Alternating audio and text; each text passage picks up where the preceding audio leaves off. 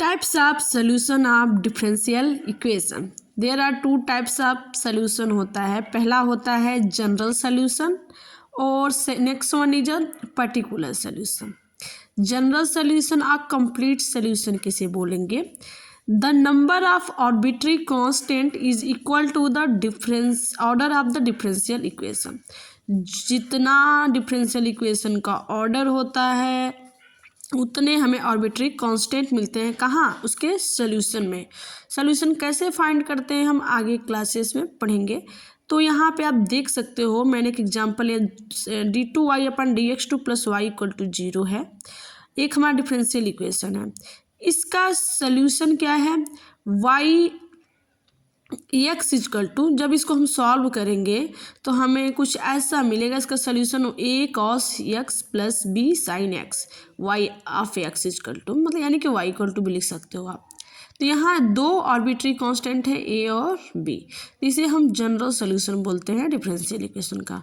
और ये सोल्यूशन कैसे आते हैं इसके लिए हम मेथड डिस्कस करेंगे आगे क्लासेस में. अब मेरा नेक्स्ट वन है पर्टिकुलर सोल्यूशन. तो particular solution which is obtained from the general solution by giving the particular value of arbitrary constant. मतलब आर्बिट्री कांस्टेंट का कुछ एक पर्टिकुलर वैल्यू रख दें हम तो वो हमारा पर्टिकुलर सोल्यूशन. ये कहाँ से? एक डिफरेंशियल इक्वेशन लिया है सेकेंड ऑर्डर का मैंने. इसका मैं जनरल सोल्यूशन लिखती हूँ. तो दो आर्बिट्री कांस्टेंट जैसे कि देख सकते हैं a और b. ये जनरल सोल्यूशन है मान लीजिए. तो हमें क्वेश्चन में कुछ इनिशियल कंडीशन गिवन होता है जिससे हम आर्बिट्री कांस्टेंट की वैल्यू फाइंड करके उस जनरल सोल्यूशन में हम पुट कर देते हैं.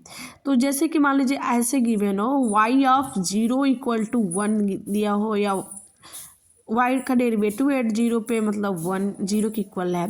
तो बाय द वे मान लो कि हमें मिल गया है क्या ए का वैल्यू आर्बिट्री कांस्टेंट का 1 मिल गया है. कोई भी इनिशियल कंडीशन गिवन होगा बी का -1. अब हम इसको रख दिए इसमें तो हमारा आर्बिट्री कांस्टेंट की वैल्यू रखने पे आर्बिट्री कांस्टेंट का वैल्यू रख दिए तो कुछ ऐसा मिल गया. तो ये हमारा पर्टिकुलर सोल्यूशन है.